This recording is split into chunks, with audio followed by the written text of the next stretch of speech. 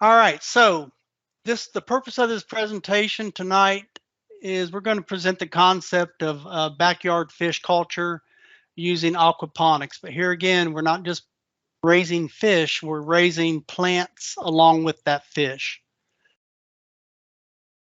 This is going to increase an awareness of the possibility for raising fish and vegetables for food, fun, and profit. Profit is questionable unless you're an entrepreneur and you want to build a system that's a little bit bigger and then take those the produce that you produce, produce or fish that you produce, and then sell that at farmers markets or so forth. There are some legal aspects of selling fish. You do require, Texas Parks and Wildlife does require a permit for that. And we can get a little bit more deeper into those weeds later, but just be aware that there are some permits required if you're going to sell aquatic products. It could also be if you're an educator or a teacher or a master naturalist, that like many of us are. This would be a great project. Even it can be a great 4-H project. It's teaching youth about where their food comes from, and just because it's in the grocery store packaged up in individual portions, it was a living animal at one time, and someone did produce it or had to catch it from the wild. It's also adding a little bit of country to your urban backyard if you live in an urban area, and I think most of us will be in the next 20 years. So it's I'll jump off a quick aside. I had a brother-in-law who lived in the middle of Chicago, and he knew I was in aquaculture, and he kept asking me he wanted to set up a aquaculture system to raise fish in a basement in downtown Chicago. So I thought that was pretty innovative, and he was really serious, and I provided him with the information. And I'm not sure if he ever followed through with that. I don't think he did.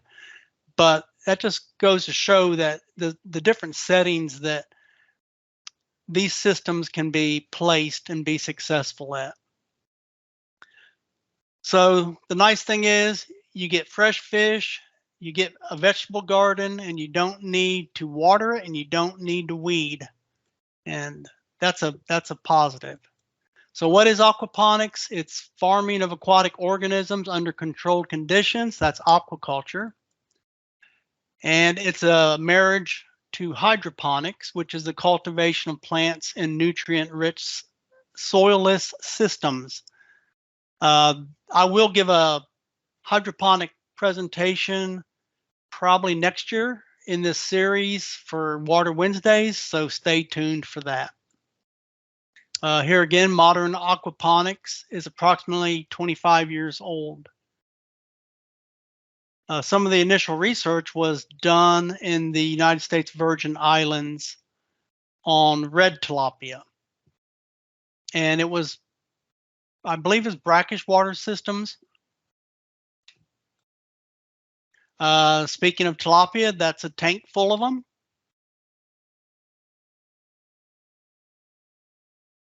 And here's our plants. This is a commercial operation. This is an operation that was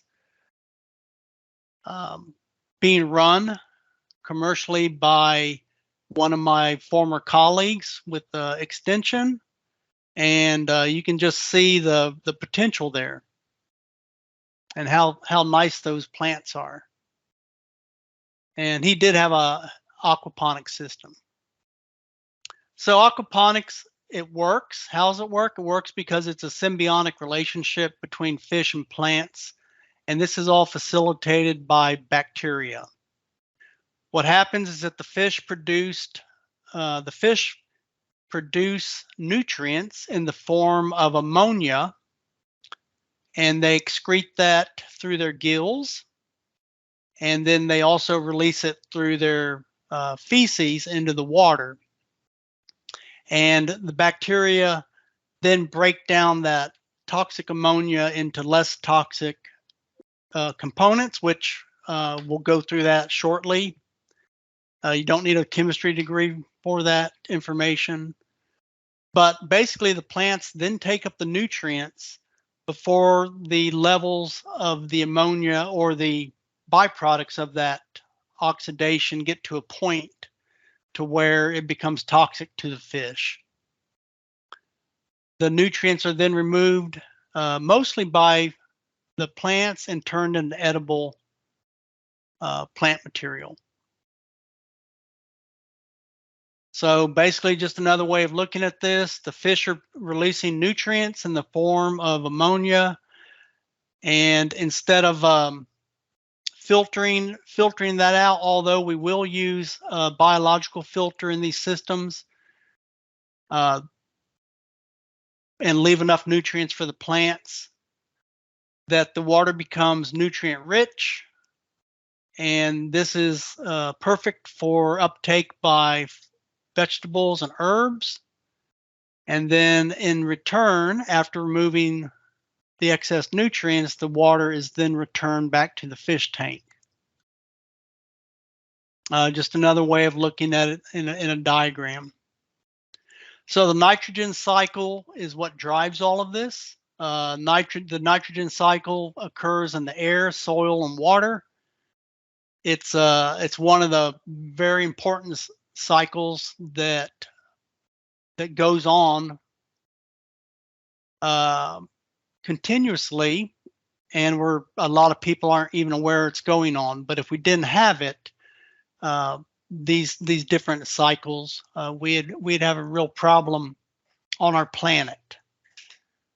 So the bacteria that mediate this are Nitrosomus and Nitrobacter.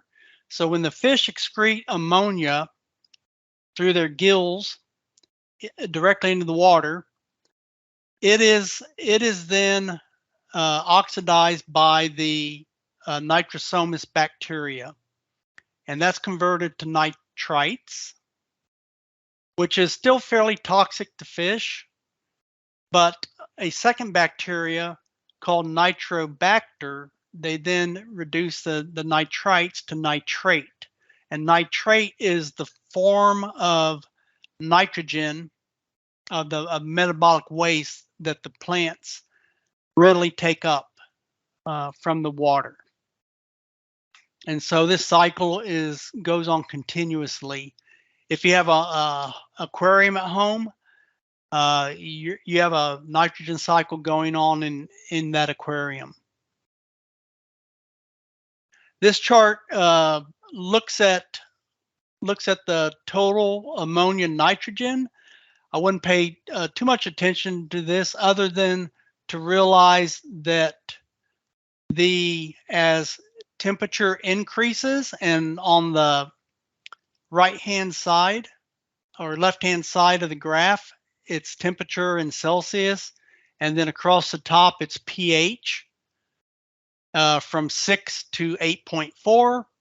And as temperatures increase and pH increase, the amount of ammonia increases to levels that can become toxic to the fish.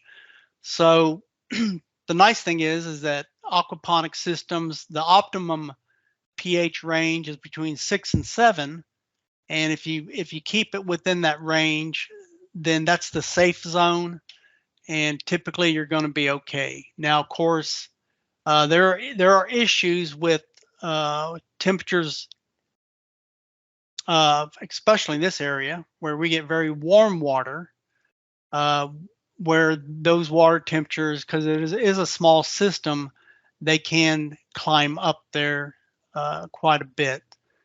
So it is something to be considerate, be thinking about. But at this point, if you monitor that and have a biological filter working, you can still keep those nitrogen, those ammonia levels in check.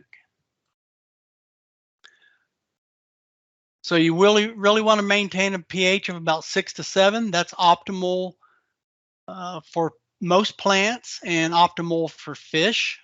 And the graph on the right shows the major macronutrients and micronutrients. And the thickness of the bar on the graph denotes the availability and at what pH. So if you just scan down the graph, you can see that almost all the nutrients are readily available for uptake when they're in that 6 to 7 pH range. Typically, if you get down below 6 for fish, they begin to stress. And fish can actually go up to a pH range of about 9, most fish. But when it gets lower, which is more acidic, then some plants might like it even lower than 6. But for fish, that's when it begins to be detrimental to the fish.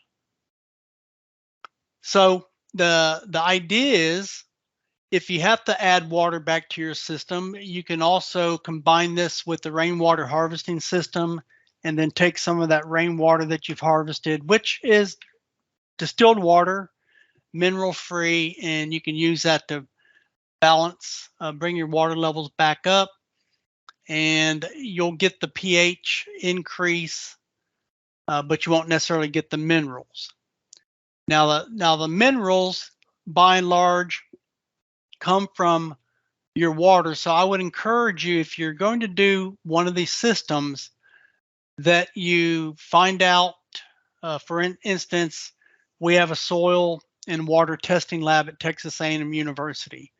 So whether you have city water or whether you have well water, or even if you're taking your water out of a body of a stream or a creek, you have a permit to do that, then you can send that water sample to the lab, and depending on what you want to know about it, they can tell you what different nutrients you have or what minerals you have in that sample and in what levels. And so that will be your baseline. But by and large, the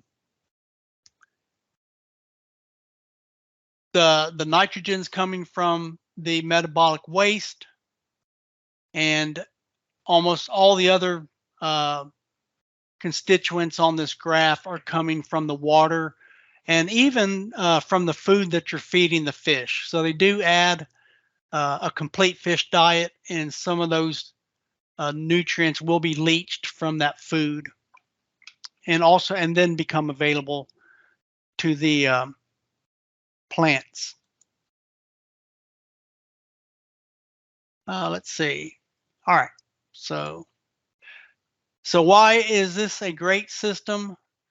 So waste management. So when we produce animal protein in the form of beef, pork, chicken, lamb, turkeys, what have you, it comes at a cost. There's animal waste, which becomes a liability. And typically, not picking on cattle producers, but when they finish out cattle for sale, they send them to a feedlot. So the animals are concentrated, the waste is highly concentrated. They feed them a maximum ratio or a ration of food to fatten them up, get them ready for market, and then they send them to slaughter. So all that waste has to be dealt with in some form or fashion. From the standpoint of nutrient loading and experiencing what is termed the hypoxic zone or dead zone in the Gulf of Mexico, which is off the coast of Louisiana, some of that nitrogen is coming from feedlots or pig farms or just agriculture farms in general that are situated along the Mississippi River watershed. So here again, not picking on farmers, but just be aware that when we are producing protein in the form of pigs, cows, sheep, goats, turkeys, chickens, we are also having to deal with waste product as well. The utilization of that waste as a plant food is cost effective, and that makes aquaponics a good production system.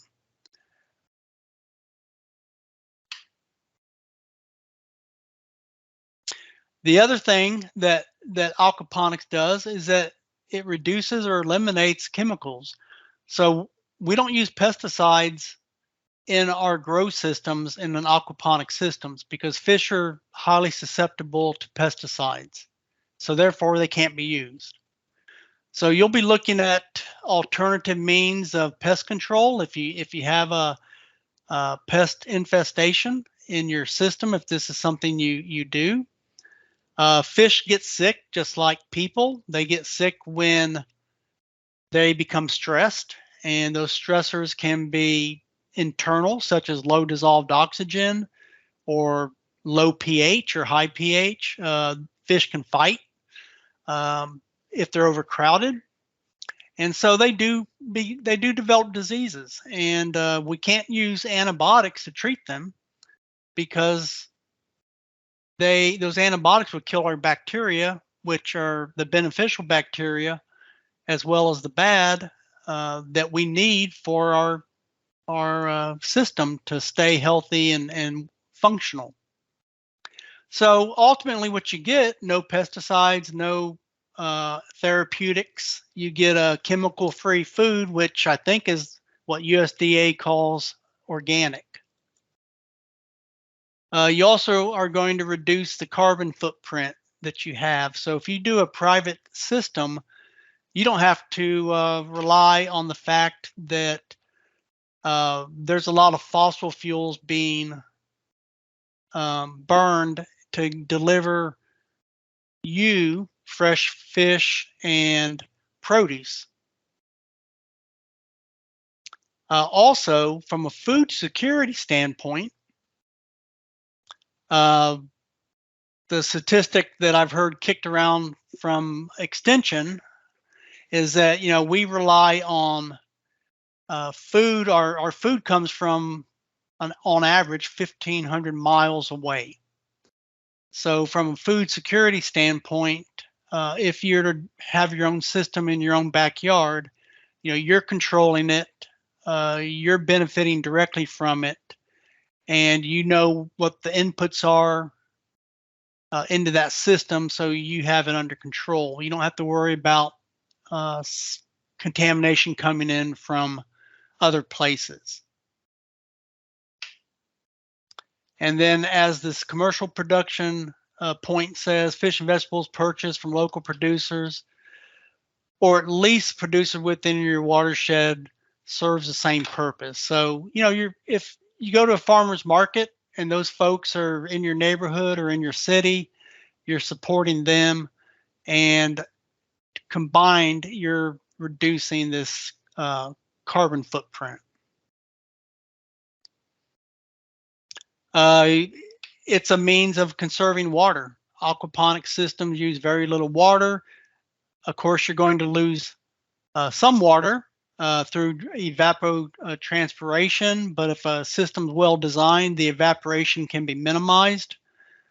You'll also have some water loss from fish splashing. When you feed the fish, they tend to get excited and they might splash water out of the tank. Cleaning your filter. If you have to flush the solids from your system, you'd use a little bit of water for that.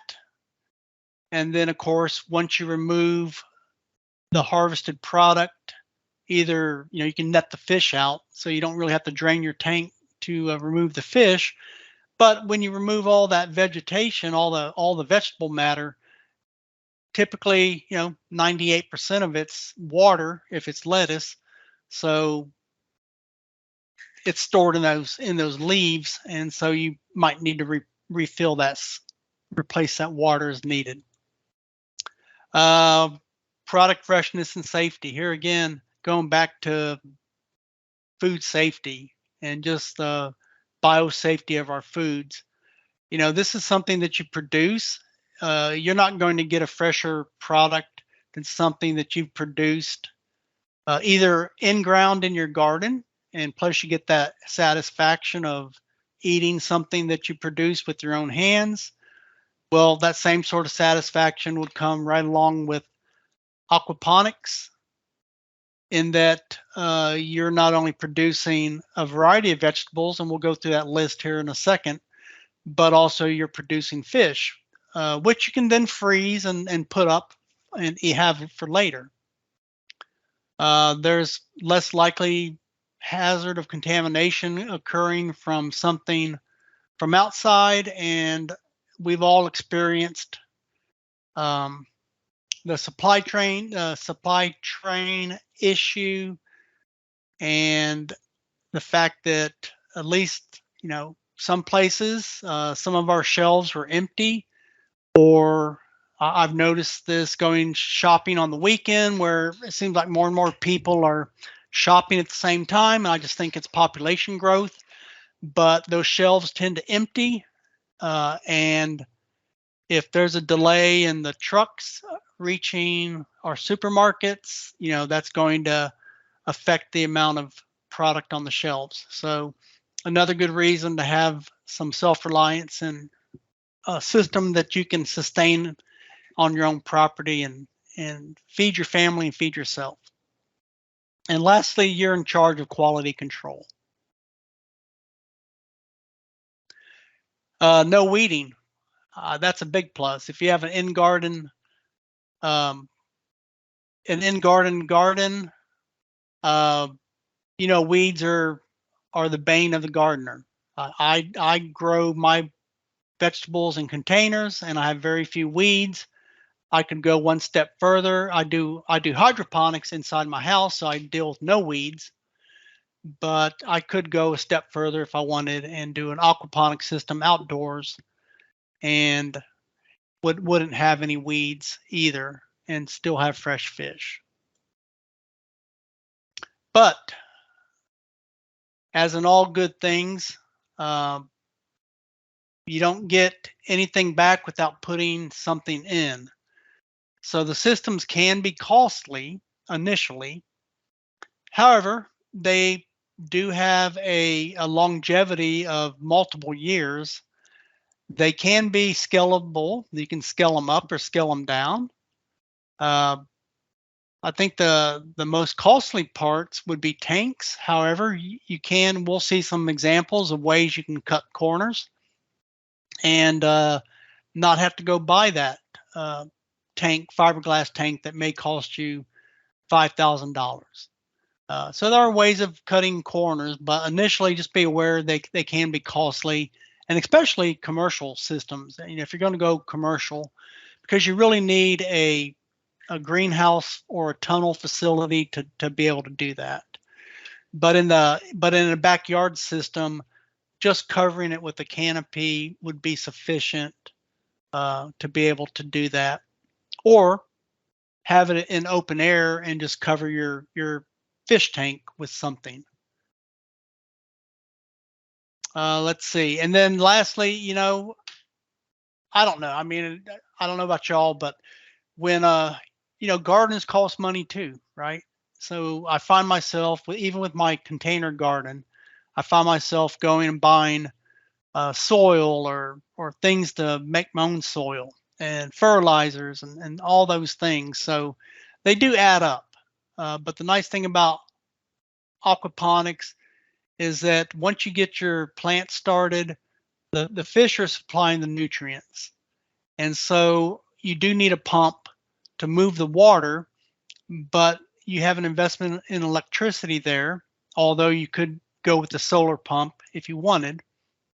But by and large, your inputs are fairly minimum compared to, say, in-ground gardening or container gardens. I do have publications, by the way, on economics of it. So, but it's more on a commercial scale than on a private scale or personal scale. So, just be aware of that if that's something that is of interest to you. So, what are the types of systems that we can get into if we choose to do this?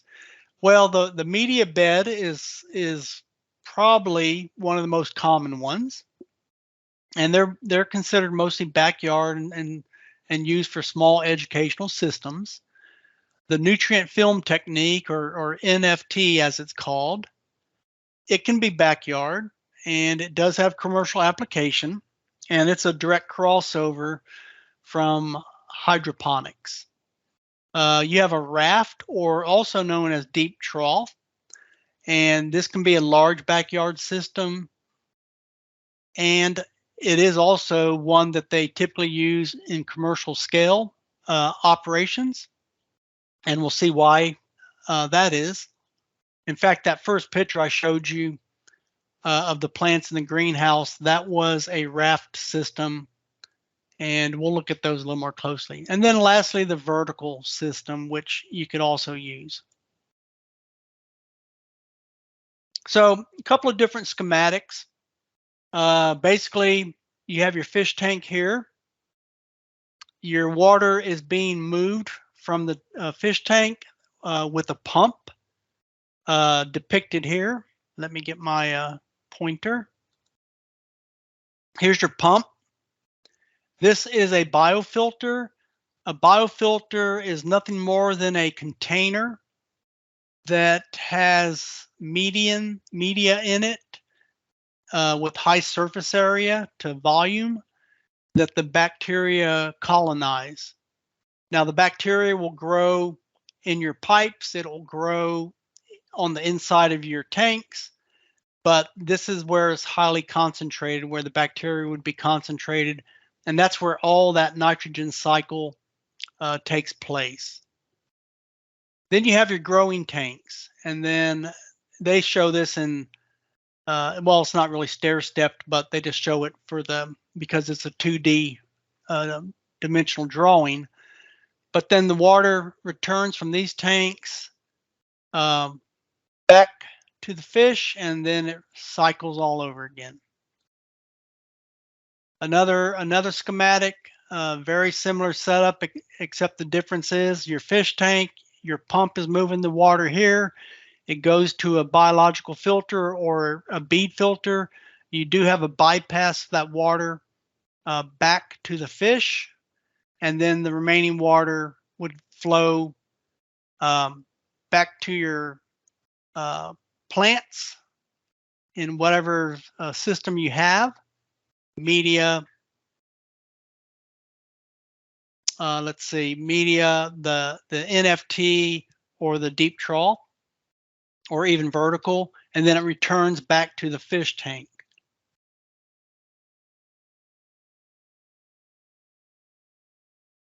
So let's take a little deeper dive into the media bed system. Basically, this is very similar to what you would find if you're doing in-ground gardening. It's the media creates a habitat for the roots. It does support the plants as they grow, and the idea is that you flood the system and then drain it, and that then leaves the roots of the plants exposed to air so they can do their exchange of gases through their roots. And then you reflood the system and wet them and so forth. So I've done media beds for hydroponics, and I did not have flowing water, but my systems were very small and they're very shallow. So I had success with that. So whether you need to cycle the water off and on, flooding the system, draining the system, that would be something that you'd want to look into. But generally speaking, that's the research-based information. That's the best use of that in operating a system like that. So some of the pros of this system is that the media, it is filtering the water in the system. It adds more surface area for the bacteria to grow on, to take up some of those excess nutrients, but still leave enough for the plants. It does serve It can eliminate juvenile fish from entering the hydroponic growing area, which we'll talk about later. It feels like a conventional gardening because you actually have to get in there and spread the media to put your plants in. Either plant them directly into it or use neti pots.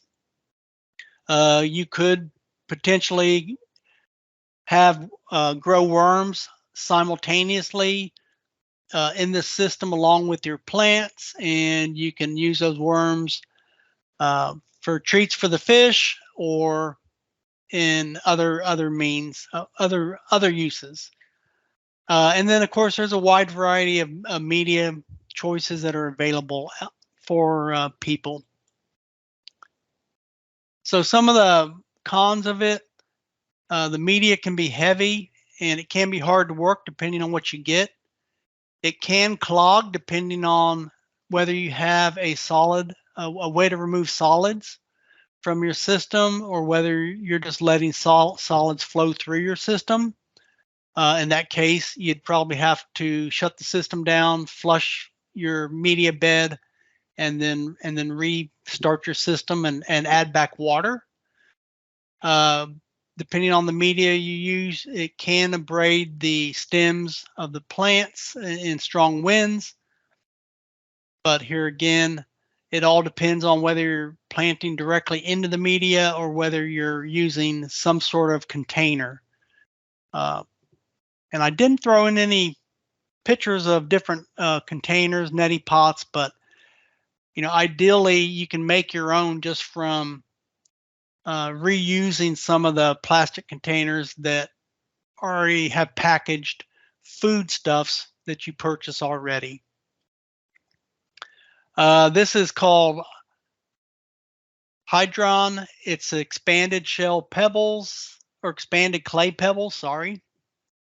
Other names that you may find it called is leca clay or clay balls. The way it's made is that they heat clay to over 2,000 degrees Fahrenheit in a rotary kiln, and it basically forms these pebbles. These pebbles are light, they're durable, so while they may be expensive to purchase initially, they don't break down, they don't leach materials into your system, and basically they're durable. And they're fairly lightweight. So here's some examples of different systems that we're going to go through. So they're using the clay pebbles, as I call them. This is their one of their filter beds or growing beds here. And their fish are going to be down in here, and then they're pumping the water up here and then bringing the water back. So currently they don't have any plants growing in this particular bed, but that gives you a good idea of that, of what it would look like. Also, in this case, they're using galvanized water troughs, which you can get at any farm and ranch store. You can use galvanized, you can use plastic tubs, but you can see that something like this would be readily available, and they're fairly cost effective when you go out and price those. It all depends on how big a system you want to get. You can use above ground pools. In fact, some of the commercial systems that are sold for backyard aquaponics look just like the above ground pool that you might buy at a big box store, except they have fancy filters and pumps. Some more examples. Here again, very simple, just a tank with a grow bed. In all these, here they've repurposed a shipping container. You can purchase these and cut them as needed. We'll see this again. Just be sure that you're purchasing one of these shipping containers, which is 300 to 350 gallons. Make sure that it was used for edible products and not pesticides or something like that, because they do, if they they do ship pesticides in these, and those pesticides can continue to leach out of the plastic. So be sure it was had edible foodstuffs in it, and you can buy those at different places that sell them. All right, a little bigger system. This case, they're using expanded shell. These pictures show they have their bedding plants here. They have some plants already up and growing. This is a nice looking greenhouse. They have some bedding plants here they're going to install. Drawback of this system, it looks very durable. You can see that they're using good lumber here, sturdy lumber. So, you know, it's probably lined with the plastic liner as well. So when you use something like this, then you're having the added cost of using a heavy-duty plastic liner, so your filter bed doesn't leak and the water remains where it is. But all these designs are very possible for the home hobbyist. Just another closer look at our expanded shell. All right, another system. Here's your fish tank, a cutout to see your fish. You can see them in there. They have a water control valve here that shuts off the water once it reaches the certain level. They have a pump, I'm guessing a submersible pump down in the fish tank that's moving this water to the grow bed, and then that water would come back, would probably come back out, return here back into the tank. So the water's leaving from the center drain of the tank and being pumped throughout the grow bed and then returning. So you can see that with some of the PVC pipe here. PVC is typically a very durable, forgiving material to work with.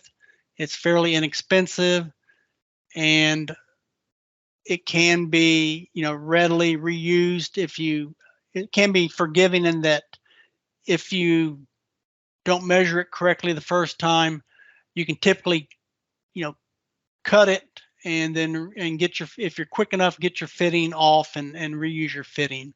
It also allows itself to be scaled up, because you can also cut this piping and add more piping and grow your system if this is something you choose to do. All right, just another look at a media bed from different places. In this case, they're using pea gravel. I would think pea gravel, from my personal standpoint, would be very heavy to use.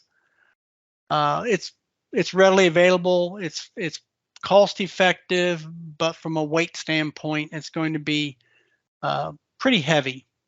But you do get the added benefit of it providing a substrate for bacteria to grow on, and it's durable. You can use it time and time again, every growing season.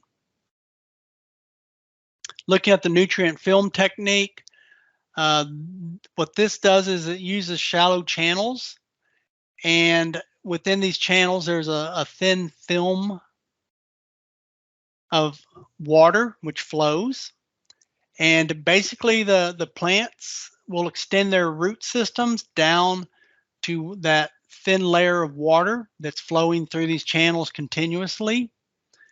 It is a crossover from hydroponics directly, and it can be backyard or commercial scale. We'll look at some of these systems as well. They're going to be made out of PVC or even commercially available products. It depends on if you're a do-it-yourselfer and you want to make your own channels, which you can from just PVC pipe and drilling holes in them. So here's a commercial system or maybe semi-commercial system that's empty, but you can see these PVC rails. They all have spacing for the plants to go in. They're hollow down here that allows the water to flow.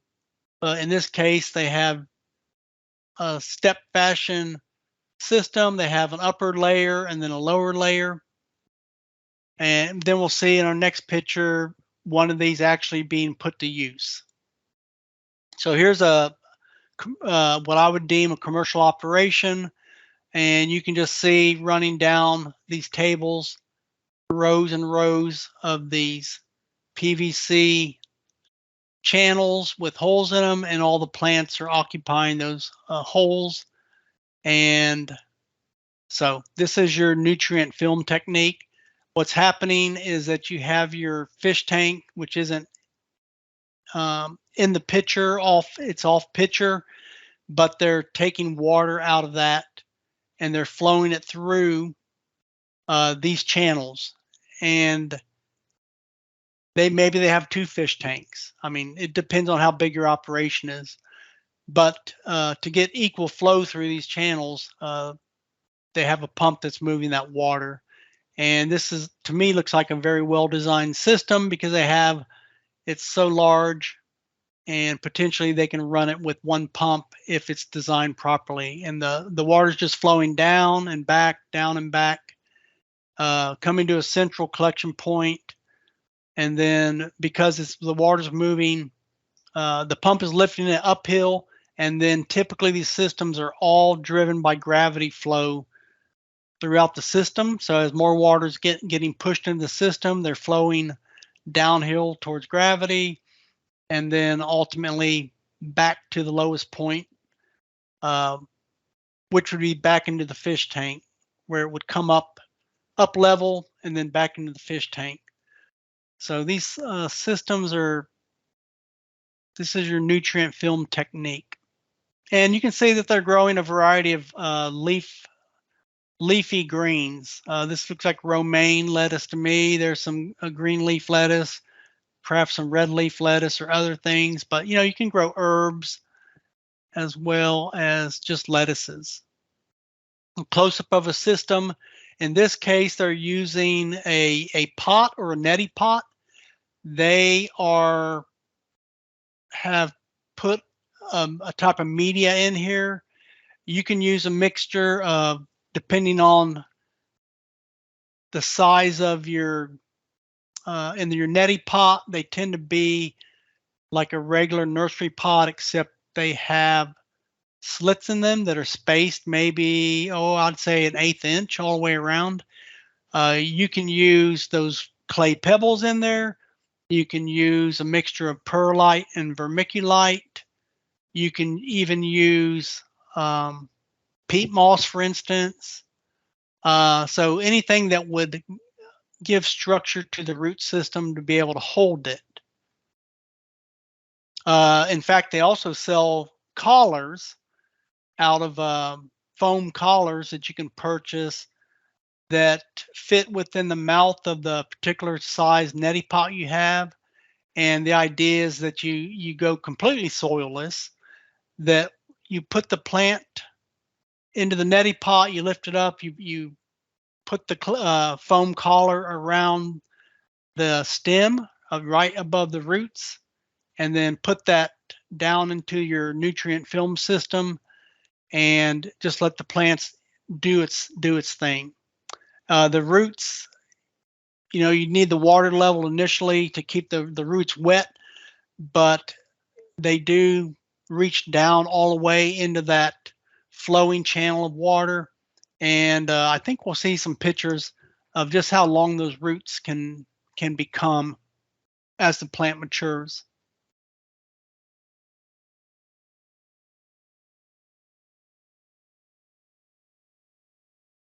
All right, this can be done backyard or commercial. It's a great system for scaling up or down. What you're going to do is you're going to use rafts on troughs. And this is a system where they're growing, it looks like herbs. These rafts are made out of styrofoam insulation board, which is readily available at big box stores. And you can use neti pots with them as well. You drill a hole and then just put your plant in your pot down into that styrofoam board.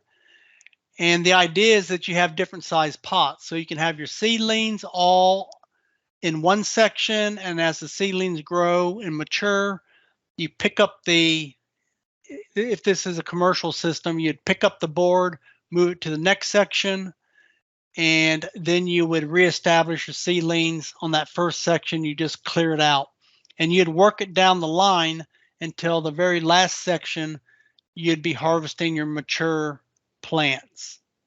Now that's something that grows in stages over time. So that wouldn't lend itself necessarily to like growing tomatoes.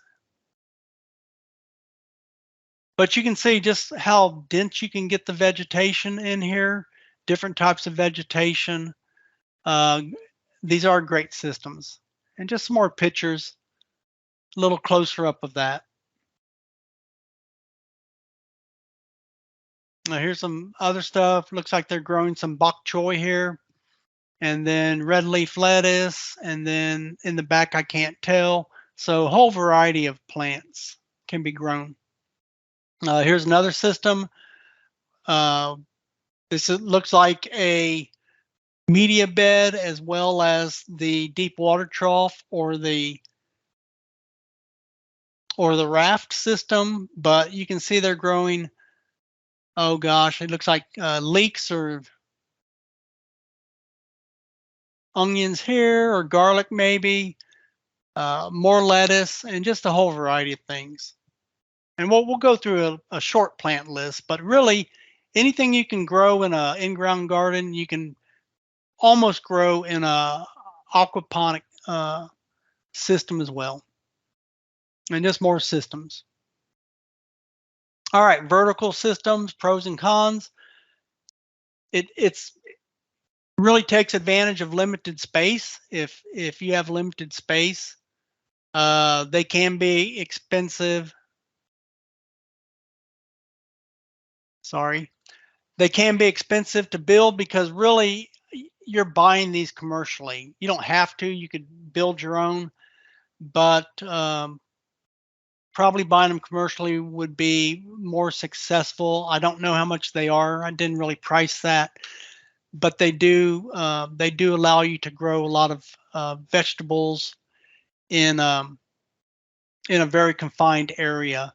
And you know, a lot of times I've been noticing when I'm out shopping that some of the strawberries are grown either hydroponically or aquaponically. I haven't seen aquaponically grown, but I have seen hydroponic strawberries. So that's something that you definitely could consider doing. And they do them in these systems, these vertical systems. So just a look at a commercial system, and the fact that you have all these different plants, and at every level you have the same type of plant. In this case, they're running their water overhead, dropping it down, and then the return would be somewhere under the ground, out of our sight. But as they drop that nutrient-rich water down that column, the plants are growing their roots towards the center of the structure, and it's raining this nutrient-rich water on the root structure of the plants. And then the actual physical structure of these columns are what give the plants the stability to grow. Just another look at some system. This looks like a hobbyist system where they maybe have taken gutter material and turned it into these vertical columns for growing in. Here's some strawberries being grown. And just another look at a vertical system. So just as I said, just about any plant that can be grown in the soil can be grown aquaponically. That can be leafy greens. That can be green onions. It can be tomatoes, herbs, squash, melons, okra, peppers, cucumbers. I've grown turnips and beets, not in aquaponics, but in hydroponics. and they came out just fine. So, if space is something you're limited on, it is something that can benefit you. Now, they don't have some of the coal crops on here for the winter months or the fall months, but that is something that can be grown and would be necessary. So you can grow these vegetables and herbs faster. They use about 10% of the water it takes to grow plants that are in ground. I can tell you from personal experience with as a container gardener, I'm out there watering every single day.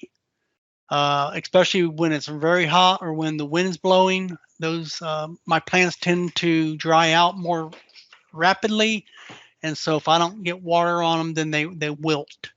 I use a variety of pots. I use fabric pots, and that's partially why they dry out so quickly. But I know I'm using a lot more water to water my plants than if I were using aquaponic or purely a hydroponic system. You don't need fertilizers.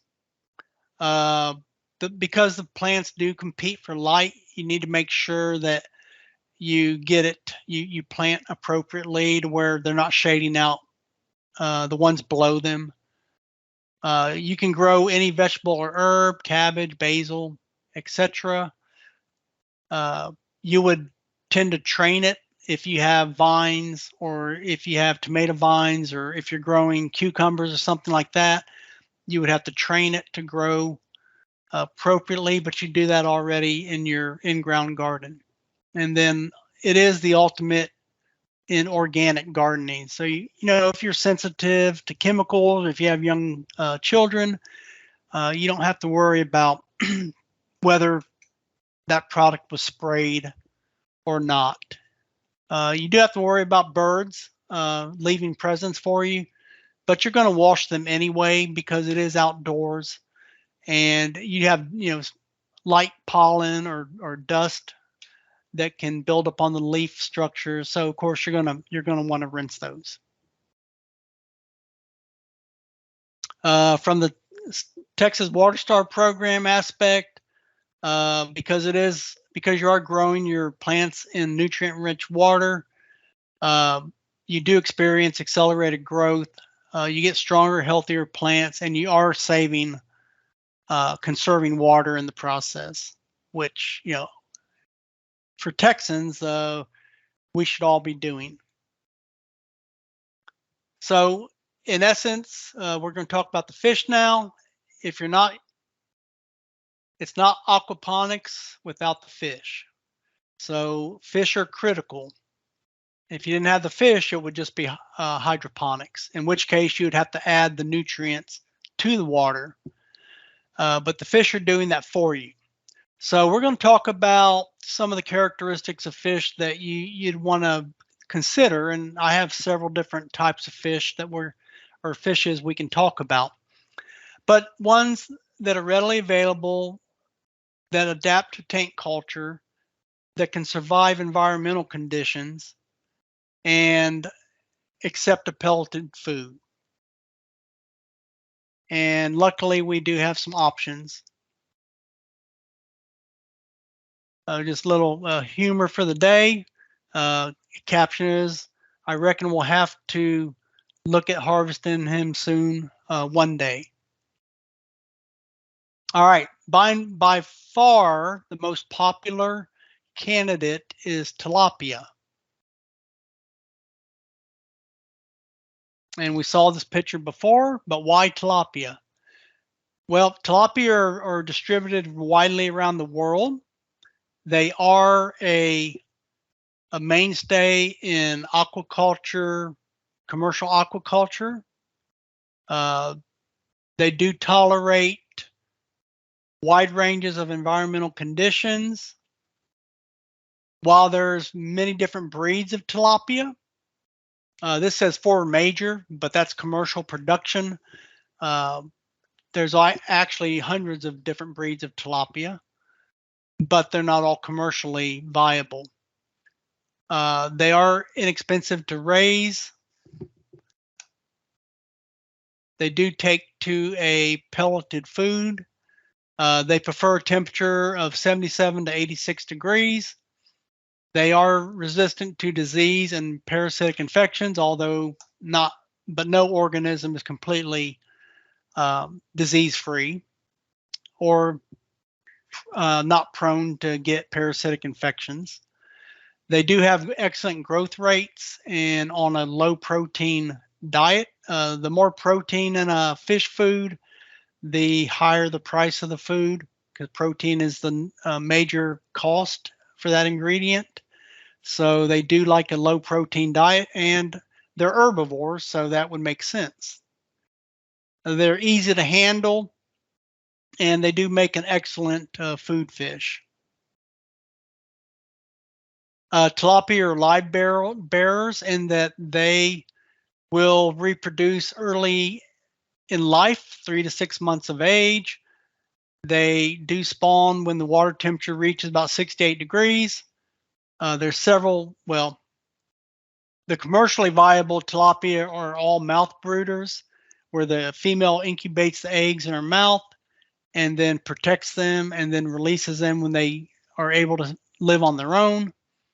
The males, of course, just fertilize the eggs. She lays them, he fertilizes them, and then she'll pick them up and brood the eggs in her mouth.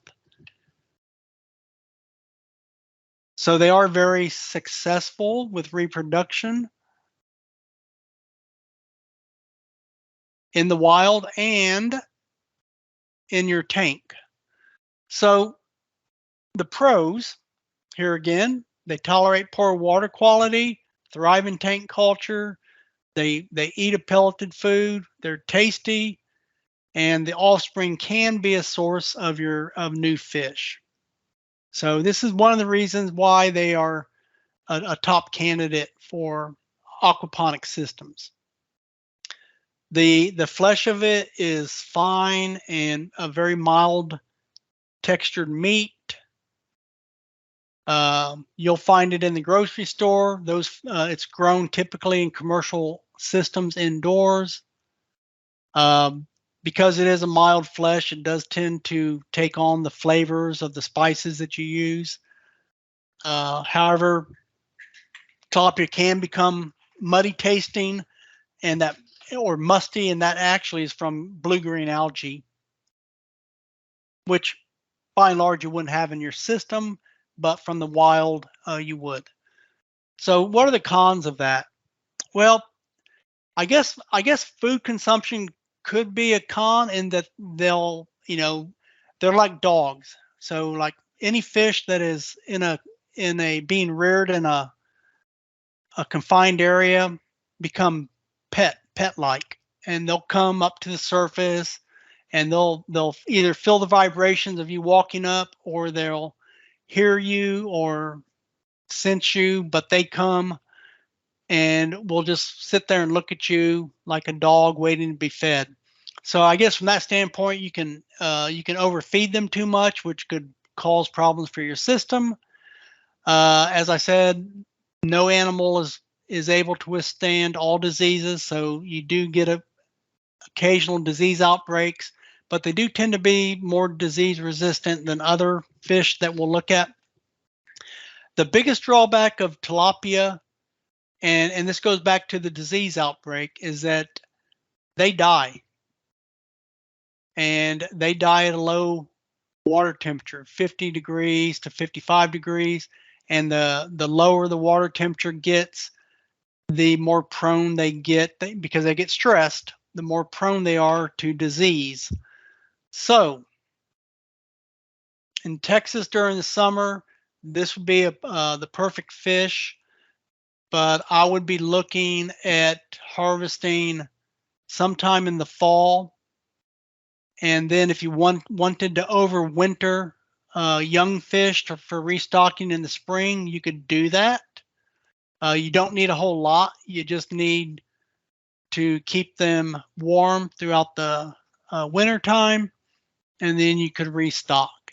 So in Texas, if you're not from Texas, you need to check with your equivalent of our Texas Parks and Wildlife Department or your Fish and Game. And you need to find out, one, if you can use which species or strain of tilapia is legal to grow in your state. In Texas, that's Mozambique. That's the one that you can have legally without a special exotic species permit. If you hold the three other species, you need to get an exotic species permit through Texas Parks and Wildlife. The other thing about that, tilapia Mozambique, is that if you go to Texas Parks and Wildlife's website, they basically divide the state of Texas in half, east and west. On the east side, Mozambique are allowed without a permit. On the west side, if I read that website correctly, you need to make contact with them and get a permit for them. But it shouldn't be a problem for backyard rearing. And then reproduction can be a problem, and that's not because they don't reproduce. It's because they're very fecunded and they reproduce a lot. They're mouth brooders. They have a high success rate of offspring survival, and so they do reproduce quite a bit. Now, the potential candidate is koi. And koi are just common carp, but koi can be readily available. A lot of times, if a fish farmer will sell them, if they produce them, you know, if they're growing koi for competition, and they do that based on the color patterns of the fish, you know, they have cull. They cull through those fish, and then if you have a source, you can get them. But they do meet the criteria. They do well in culture. They take a pelleted food. They do tolerate poor water quality. They don't die in cold water, which is a plus. They can be readily available. I'd put a question mark after that unless you know a koi farmer. They should be marketable, and of course they're edible. They are a common carp, but they're bred for the coloration. They will spawn in tanks. So with tilapia and also with the koi, you need to exclude them from your troughs because they are herbivores, aquatic cows, and they will nip the roots down to a nub, so your plants won't have a root system anymore. And so that's if you have a flooded system, the deep trough, or if you have the nutrient film system. In the media bed, you're not going to have that problem because there's really nowhere for those fish to be able to swim to get to your plants. But these other systems we talked about, you need to exclude them just to make sure. They are highly edible. They do have a lot of intramuscular bones. Probably one of the reasons why they're not readily eaten in the United States, but as far as around the world where they exist, and even in certain cultures within the United States, they're highly prized and eaten with gusto. Hybrid striped bass would be another one. That's a picture of a hybrid striped bass. They meet most of the criteria, except for they don't tolerate poor water quality. However, they are tasty. In order for you to get your hands on some of these, to put them into an aquaponics system, you'd probably have to purchase them out of state. There is a hybrid striped bass farm, if it's still around, fairly close. It's in Wharton County, if it's still viable or in production, but they don't sell to the public.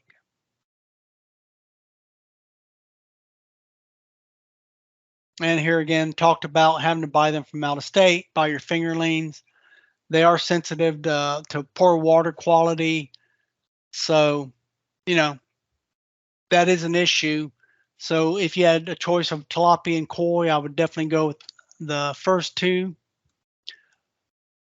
Another potential candidate are sunfish. Sunfish is just a big group of fish that include largemouth bass, bluegill, hybrid bluegill, red ears, and so forth and so on. The benefit of these fish, and that's looking at a bluegill, is they're native to Texas and across the entire southern United States and even up into the northern states.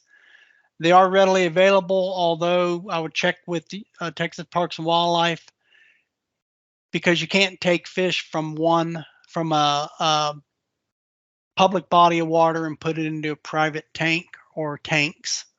So you'd have to purchase these from a producer, but I think that's very possible to be able to locate those because they do use bluegill in stocking bass ponds, and they use the bluegill as a forage fish.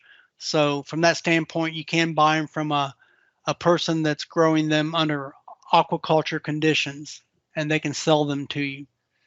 They do tolerate tank culture. They will take a pelleted food, although that pelleted food needs to be floating and fairly small since they have a very small mouth. And then, of course, they can be tasty.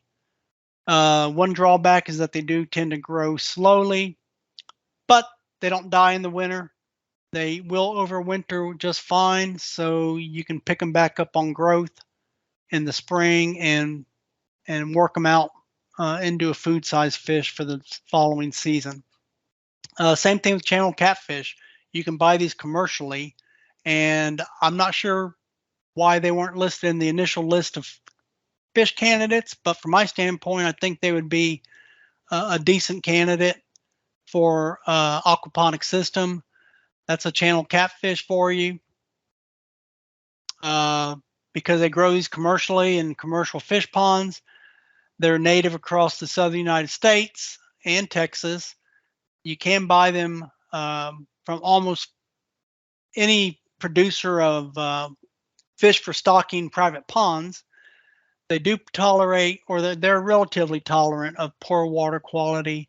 They are cold tolerant, although there are some diseases that can impact them if they're stressed.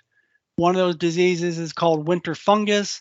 It is a fungus that grows on the outside of the fish, and the hyphae, or the fungal root system, if you will, goes down to the tissue. But typically, once you have an outbreak of winter fungus in your system or pond, it's almost a complete loss. So from that standpoint, it could be a drawback.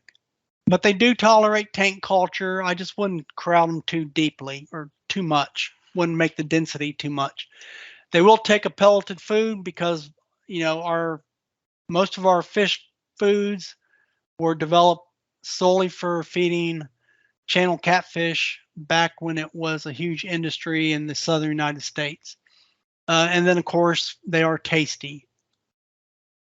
And by the way, it is still a viable commercial operation. It's just not as viable as much as it was here in Texas at one time. All right, so some of the cons, as I mentioned, they are susceptible to disease outbreak. That's related to water temperature primarily, and then of course, if they're really stressed out, you can have diseases. They do grow slow, so if you stock a 6 to 8 inch fingerling in your tank, in a year and a half, if you feed them on a regular basis, you can produce a 1.5 pound fish in a year and a half. So that would require overwintering them in your tank. But here again, you're not feeding them as heavily throughout the winter because they don't need as much food because they're not metabolizing as quickly. So that's something to consider when you're with any of these species. A quick system. This is a 200-gallon system. Here again, it's using one of those totes that you can find and repurpose. They tend to cost, oh gosh, I don't know, $150 maybe. But in this case, they've just cut the top off and they flipped it upside down and they're using the top for their grow bed. This is a very simple system. They do come with a valve, and you'd put your fish in here. Your pump could be a submersible where it's pumping up and flooding this bed, and the water's draining back directly into this tank, and it's just making a loop. There's no biological filter here, but the media grow bed would turn this, would be the biological filter. So I have a little time left, 15 minutes. I'm going to run through these slides fairly quickly, but it's basically building something out of a 55-gallon drum, and just to show you what's possible. So this is an easy kit. You just need a drum, a drill, a jigsaw, some fittings, expanded clay, pebbles, and a pump. And we're not talking a 1 horsepower pump like you'd find in a swimming pool. We're talking about a submersible that you would use for like an ornamental water garden or something like that. So we have our finished product. This is how they're doing it. You're going to measure the barrel. You're going to mark the barrel. You're going to start a driller with the drill. Start a hole. You're going to cut the top off, and that's going to be your media bed. You're going to invert the top, secure it with zip ties. Let's see, cut slits in it. And then if you want to make it decorative, say this is something for the classroom or something to entertain a project you want to work with your kids at home, you can decorate it by drawing a fish, cutting out the fish, kind of decorating that. You would then get your fixtures. You drill the hole for your pump's power cord. These pumps do run off 115 current or 120 current, house current, although you can search for solar powered pumps and get those. The drawback of a solar powered pump would be that when the sun goes down, the pump stops pumping, and that could be a problem because water moving does tend to allow oxygen to diffuse into it. But some of these systems, you also may consider adding an air pump for your fish tank, just so your fish have sufficient dissolved oxygen throughout the growing season. Anyway, you're going to drill holes. One's going to be for the drain, one's going to be for the irrigation line. And then you're going to insert those fittings.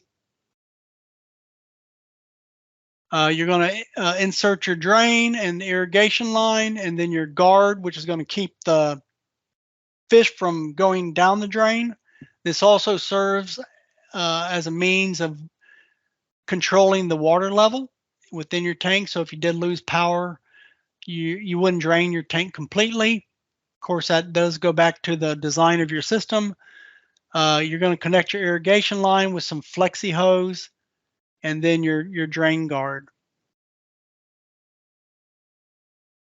And basically, you're going to fill it. I'd rinse this material before I added it, just to get the dust off, get the fines off, if you will, and then pour it into your media bed.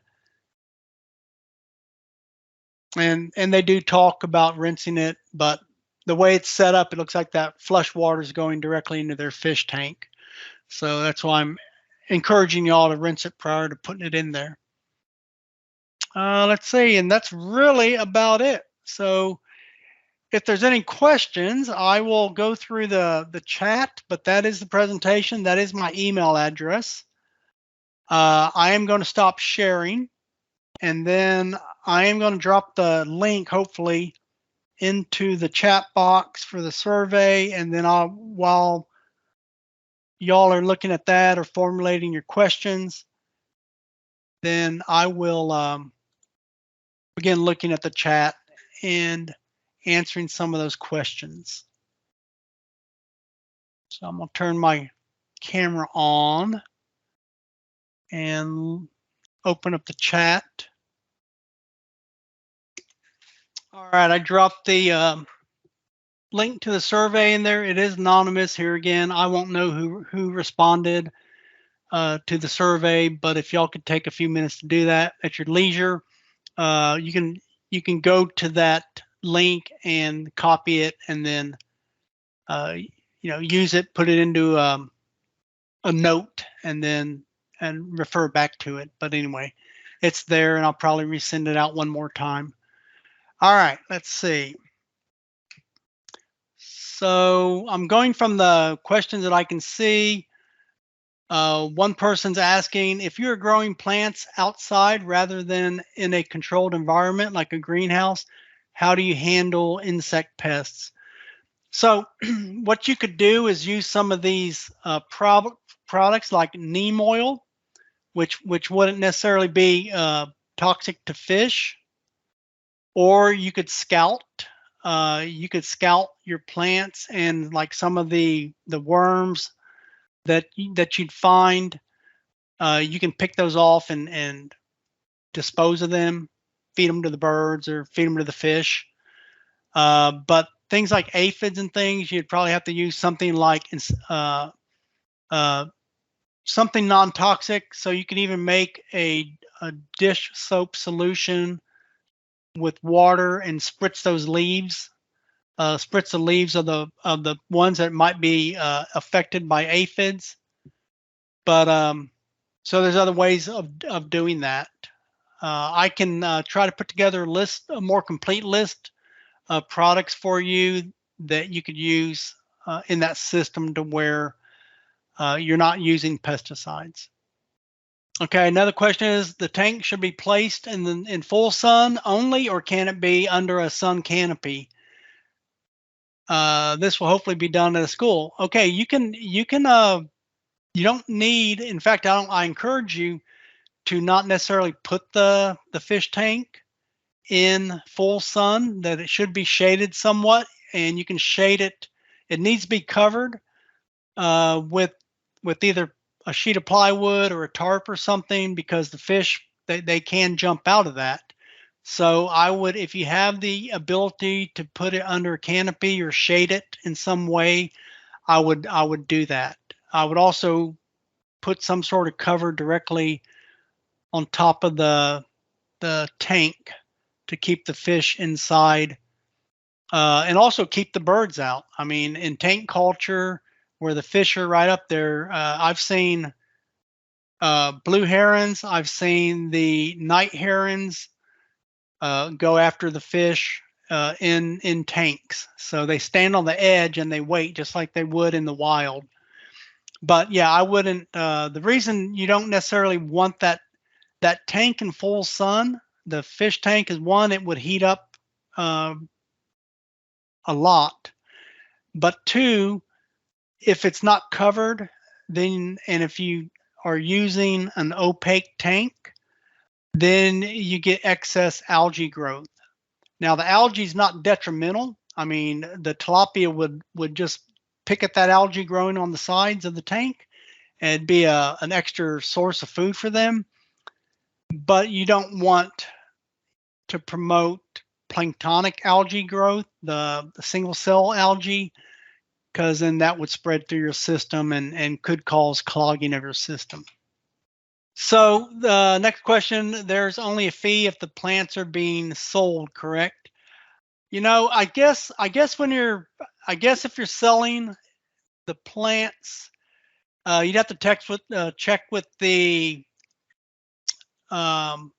state controller's office, because in theory, you're supposed to be collecting sales tax on plants that you sell, and then on plants that you sell. So I don't know I'm not up to speed on whether, I know that when you buy produce at the grocery store and meat at the grocery store, that you're not charged a sales tax on that. However, in a system that can be construed as a hobbyist system, I would definitely check with the tax controller's office for the state of Texas and see what they say. I believe that if you had a register with them and just did 1 or 2 cells, I guess as a, at the school or wherever you're doing this at, that it would, they give you 2 free cells and sales tax, and then anything after that.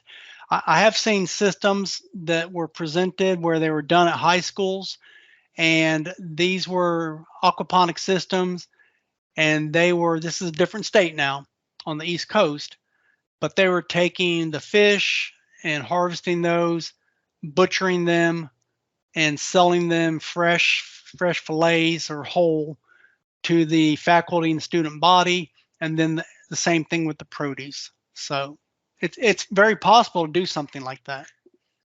Yes. Next question is, are the seeds the same as the soil kind? Absolutely. In fact, you can use rock wool blocks, which is fiberglass blocks. They have a dimple in them where you put the seed. And when I do my hydroponics inside, I'm using the exact same seeds that I purchased to grow my plants in containers. So yes, you can use those seeds. Now they do sell special seeds that are coated in a clay coat or something. So that's for rapid planting into these rock wool blocks. But if you're doing this on a hobbyist scale, you don't really need to go to that measure, that extra expense of buying these seeds that are encapsulated. Oh, the permit for the fish, you wouldn't, well, I guess if you're where you're located, you would probably need to check with Parks and Wildlife, and I'd be happy to look at their website and send you any information. But I don't believe you have to pay for that permit. It's just they want to know where you have them and so forth. We do have a native cichlid, the Rio Grande cichlid, which is the same type of fish as tilapia or cichlids, but I don't think you can use those in your system. All of y'all that are sending kudos, you're very welcome. I hope you enjoyed the presentation. Let's see, I have 8 o'clock straight up. Oh,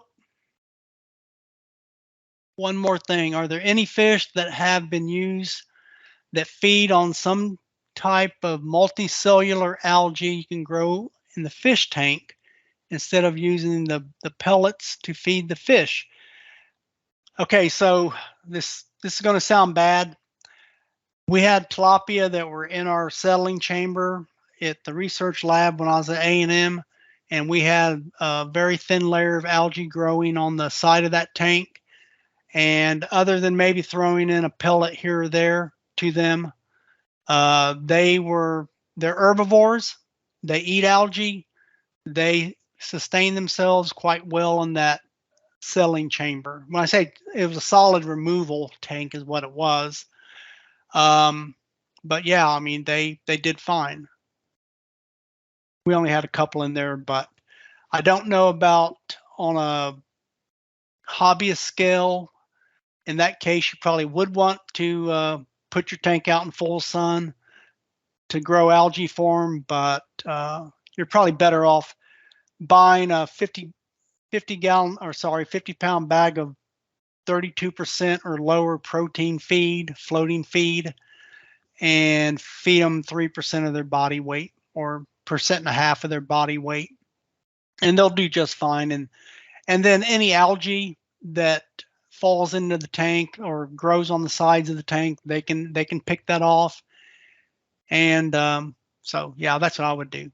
And like I said, they're herbivores, so if you wanted to throw them, some of the discarded vegetative matter, they would probably enjoy that as a treat as well. Let's see. All right, that's all the, I have 802. That's all the questions. I've gone through them. Thank you so much for your time. Thank you so much for attending. If you haven't registered already for the May presentation, that's going to be on water wells. You may not have a water well, but it's still from a standpoint of just being informed and aware of what all goes into that, or what you need for a water well. I think that would be an informative presentation. I'm also looking at getting our Brazoria County water testing lab manager to give a presentation on testing biologically, testing for bacteria in your water. They do it just for water wells. And then our soil and water testing lab at A&M does the mineral and the other components of water. And that's a fairly inexpensive test to do for the public. So do consider that if you want to get an idea of what's already in your water, because not all water is the same. I'm going to quit talking and wish you all a good night. Thank you again for attending. Don't forget to fill out the survey for me, and we'll see you next month. Have a great evening.